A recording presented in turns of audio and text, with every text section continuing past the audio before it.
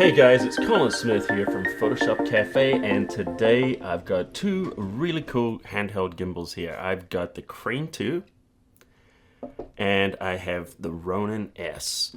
So I just got the Ronin-S yesterday, so I haven't had a huge amount of time to play around with the final production unit. However, I have done a review on the pre-production, and I'm going to give you a link underneath there, and so you can kind of see all the features and everything like that. So I'm not going to repeat what I already talked about on the Ronin-S. So we're going to talk a little bit about some of the features on the Crane 2 and how it compares to the Ronin-S. Now, just straight off the bat, I just want to say both of these are really great gimbals. Both of them are very well designed. Both of them have got amazing engineering, and they're both a pleasure to use. So without further ado, let's jump in and look at some of the gritty details.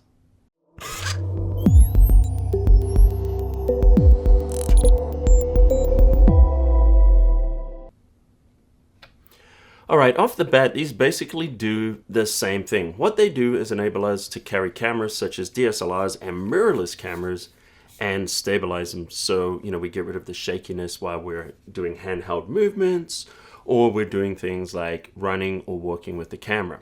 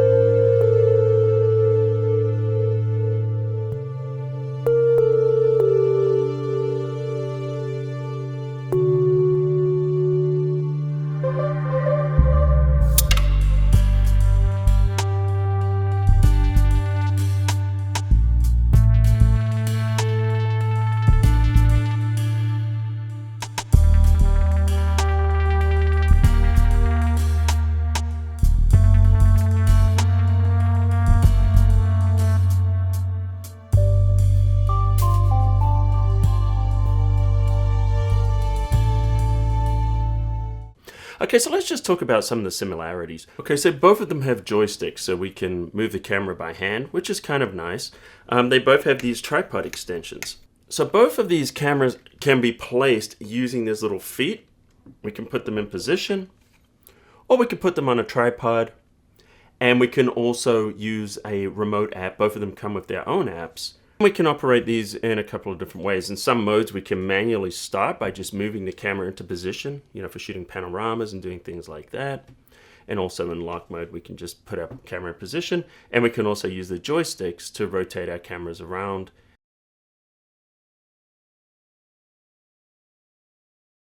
With the Ronin-S, the way it's constructed, it fits quite comfortably in your hand with the nice rubber grip. And maybe it's a little bit easier or more comfortable to hold as far as position because I don't have to support the weight. I can let it rest on my thumbs. Now, it's also designed with an offset on the back here, which enables me to hold down the trigger. And this one uses a trigger on the front, and I can go from under to top like this.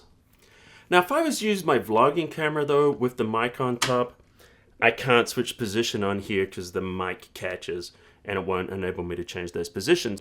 Okay, so as far as using the Crane in action, there's a big difference here. This one only weighs 2.7 pounds, whereas this one weighs 4 pounds. And we're talking about just the weight of the gimbal and the handle, not including the camera or any of the accessories.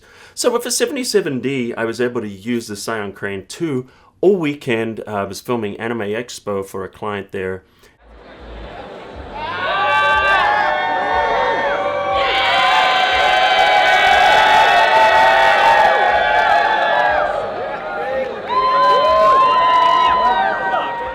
And I used this, for a full, 10, 12-hour day shooting. And the weight was actually okay. I mean, sometimes I'd have to balance it a little bit between shoots here. But as far as walking around, I'd do two-handed work like this. And the weight wasn't too much. I mean, you'd notice it for a full day shooting. But it wasn't, to the point where I couldn't do it. However, had I been shooting with something like this, especially with a 5D Mark IV on here, it would be a little much for a whole day. You'd have to put this camera down a little bit and rest. And let's talk about battery life. The Ronin-S, I haven't run it all the way through, but it's spec'd out to last 12 hours. The Zhiyun CRANE is spec'd out to last 16 hours. So using this one at AnimeCon, I shot for 2 days with this and I didn't have to charge it. In fact, it's still got some charge left on it. So, for battery life, it's more than adequate as far as that. Now, the batteries are a little bit different the way these are set up. Okay, so as far as the Ronin-S, what happens is it unlatches there and just slides off. And so this handle here is actually the battery. So it just kind of slides on, and then there's a lever here that you pull across to lock it in position. The only downside of this is if you want to charge, if you have 2 batteries and you're charging one while you're using the other one, you have to have this plugged in. So you have to actually have it attached. Okay, and on the CRANE, the base just unfolds, and then there's 3 of these batteries that go into a charger. So you can charge it. Now, the advantage in the CRANE here is that these batteries, if you have 2 sets of batteries, you can have one set charging while you're using the other set. Whereas with this one here, you have to actually have it attached to the gimbal to charge the battery through the USB cable. But not that that's a huge deal, because both of these batteries last a long time, you know, enough for a day's shooting. So let's have a look at mounting the camera onto the Zhiyun gimbal for a kind of vlogging setup. So this is my vlogging camera. It's a Canon 77D, and I use the Rode Video Mic Plus, the new one here. And I've got it already mounted on the base plate here, which comes with it. An interesting thing to note is the CRANE actually supports standard Manfrotto mounts. And I actually tested that out because this weekend I actually had a Manfrotto mount that I bought and used, and I was able to use it with here, no problem. All right, so the first thing we want to do though is we want to attach the camera. So what you want to do is, if you look on here, it says this side up. So I want to make sure that that side is up, and you can actually tell because the logo there is pointing the right way up. You could take that sticker off if you like, and then just kind of drop it into position. There we go. Okay, so the next step that you have to do is to balance the camera on the gimbal. This is very important no matter which gimbal you use, because what that does is it enables the camera to hold steady and have smooth movements, and it's not working. An improperly balanced camera can start to shiver like a chihuahua. So we want to make sure we get a balance. The good news is, having used this just for a few days, I've got quite comfortable with it, and I'm able to balance the camera very quickly. So I'm actually just going to walk you through the process right now. So you've actually got 3 motors. You've got one motor here, we've got a second motor there, and then we've got a third motor on the bottom, and these are the 3 axes that keep the camera nice and stable and level. And we need to make sure we balance it on all of those. So the first one that you want to do is this one, just a forwards and backwards movement. So what you want to do is just loosen this little knob there, and then just move the camera until it's nicely balanced. And these are just going to be tiny, tiny, minuscule little movements where you basically just breathe on it in the end. And so there's the first one, and that's balanced. Notice forwards and backwards is nicely balanced. Okay, so the next one that we want to balance is we're going to put this camera straight down now. And now with the camera down, what we want to do is we want to do this forwards and backwards movement here. Okay, now the next one we want to balance is the side to side movement. See that? And we're going to do that by moving this handle. So if we go like loosen that off, and that's getting pretty good. But you can tell a well-balanced camera, because wherever I move it now, this camera is going to stay in position and it's not going to move. And now when I turn the motors on, so now the camera's staying nice and level. We've got a properly balanced camera. So the thing is about balancing, you know, at first it might be a little bit frustrating, but like I say, I've only had this for a week, and now I've got it down where I can do it in just a matter of seconds.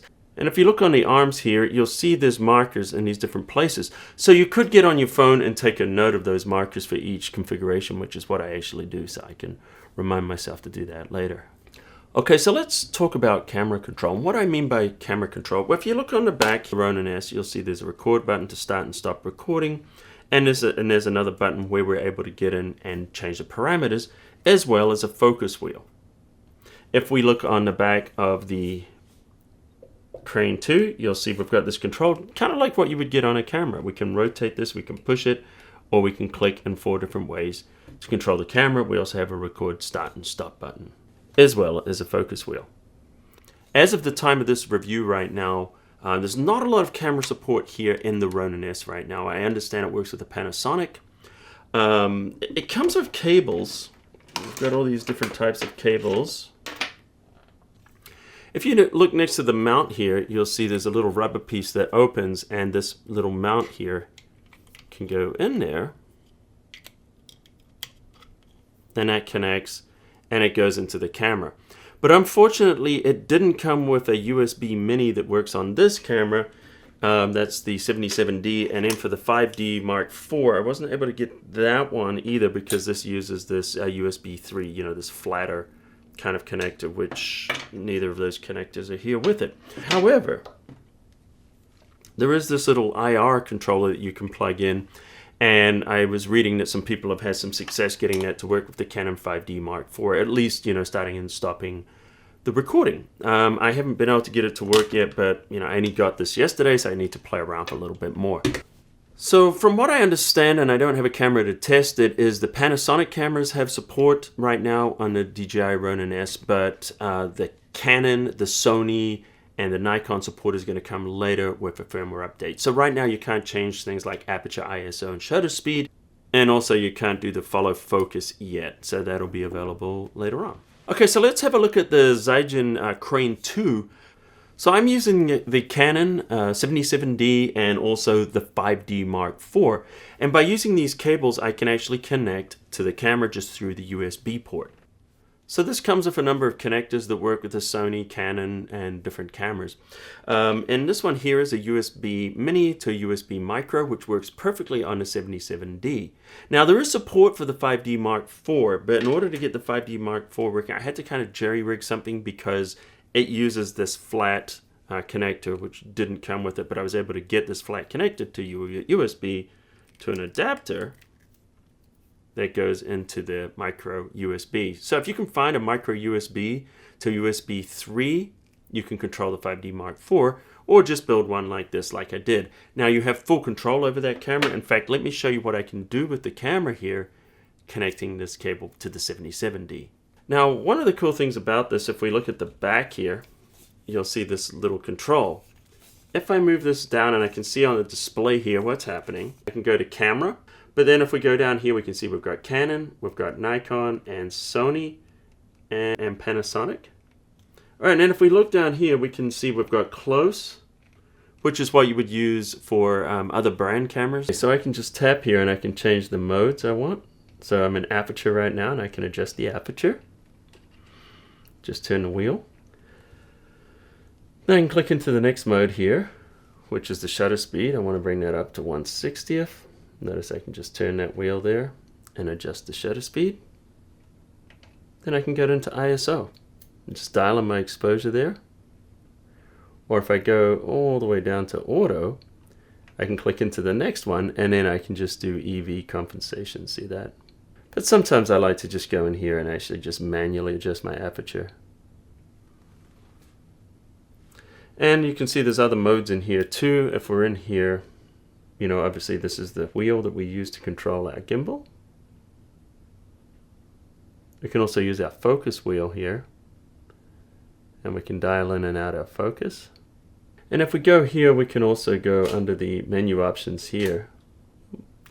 So we can focus, take a photograph, or we can start and stop recording right here. And if we want to go down, we can go out, and notice we've got some options here. So we can go under the motor here, and we can click in. So we can do a low motor right there, what we're on. That low mode is great for things like 77D mirrorless cameras, lightweight cameras.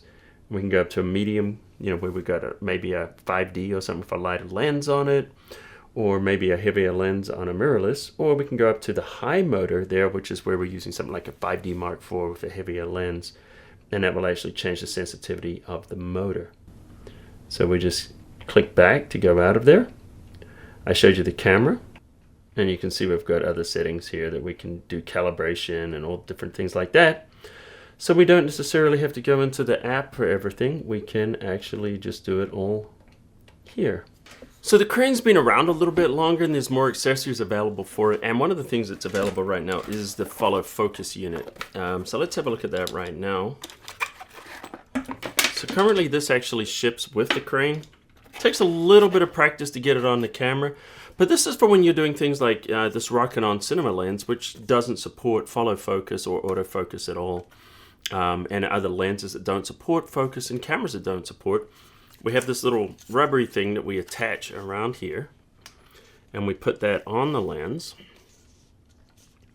And then what we're going to do is mount the lens on the camera, and then mount the follow focus unit, and then rebalance it. I'll show you that right now.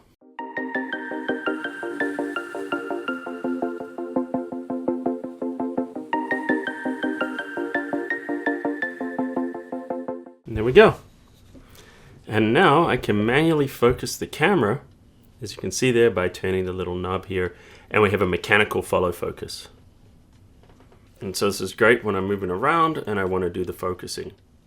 So on my other review with the Ronin-S, I had a pre-production unit where I had the pre-production of this follow focus. That's not available yet for the Ronin-S, and the date hasn't been announced. However, right now with the Crane 2, this actually comes bundled with it at the moment, so you'll get that right away. A feature that I really like is the ability to power the camera itself from the Crane gimbal. And this is great because I don't know if you've ever used a gimbal and you're in a Canon camera, the battery's in the bottom. Guess what? Battery runs out, you change it, you've got to rebalance the camera because you have to take the camera off the gimbal. However, there's an accessory that comes with the Canon cameras, and that's the power adapter. So if I use the power adapter here, and you just pop this in, it fits just like the battery, snaps into place. Now, something you might not have been aware of, right in here, there's a little rubber piece. And that little rubber piece just comes out right there near the handle grip. And you can pop this cable out there and then shut the door. And now we've got this. Now typically this goes into the AC adapter on the wall. But something that's nice here is on the gimbal, if we look in the front here, there's a little slot. And we can actually plug it in here. And look at that. Right now, I've taken the battery out. Look at that. I actually have power now on my 5D Mark IV. I am powering my 5D Mark IV from nothing but the gimbal. So this is great. So let me remount that. Okay, so now I start running around and I'm running and gunning with this, but it's pretty heavy. And one of the great things about the Crane is that it's been around a long time and there's a good ecosystem of accessories available for it. And one of the accessories I like here is the handlebars. Now I was actually able to purchase these for $100 online on Amazon. Okay, right now I want to do full disclosure. I didn't pay for this gimbal. Zhiyun sent me this Crane 2 gimbal for free. They're not paying me to do the review, but I didn't pay for the gimbal and I get to keep it. The Ronin-S I did pay for, and also these handlebars, I bought these myself. So let's get these going here, and I'm going to show you what I can do with these. This handlebar just snaps in right under there. Now I've attached these handlebars, just basically just one screw here. If you look at it there, I just screwed that collar on and it fits perfectly under there. And as you can see now, with the handlebars, what it enables me to do is use two hands. That distributes the weight a lot more, so it doesn't feel as heavy. And also makes it easier for me to do smoother motions here, now that my hands are further apart. And so for a lot of kind of work, film work like that, it's going to be really nice to use. Now one of the things I haven't tried yet, and I'm going to try both on this one and on the Ronin-S, is mounting the C200, and we'll see how that goes. But as far as one-handed operation, you're really going to need the handlebars for this. So I tried these handlebars on the Ronin-S, they don't work. However, there's a rumor that DJI might be releasing some handlebars for the Ronin-S, but that's unsure right now. So I'm kind of hoping they will, because you know, for flying things like a C200, or even when you start to get to 5D Mark IV, and maybe you put some of these heavier Ronin cinema lenses and things like that on there, different accessories, you know, this rig can start to get pretty heavy. So one of the things I really love about this Crane 2 is you can see it's very modular. There's a lot of different accessories and I can set it up how I like. So for now, I hope you guys found this video useful. If you did, smash that like button into dust. And by the way, if you guys like these kind of tech reviews and also Photoshop Lightroom tutorials, subscribe to Photoshop Cafe and hit that notification bell. And by the way, I'd like to hear your comments underneath. What features did you guys like the best about the Crane, and what features did you guys like the best about the Ronin-S? I'd be really curious. And which one did you guys prefer? Anyway, drop some comments, let me know what you guys think about this video, and until next time, I'll see you at the cafe.